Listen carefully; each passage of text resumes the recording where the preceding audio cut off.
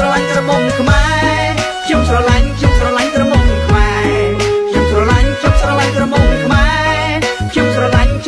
ក្រមុំខ្មែរ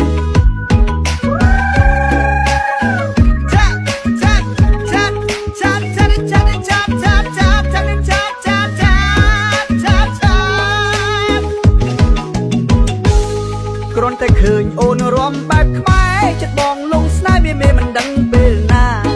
គ្រាន់តែឃើញអូនរំ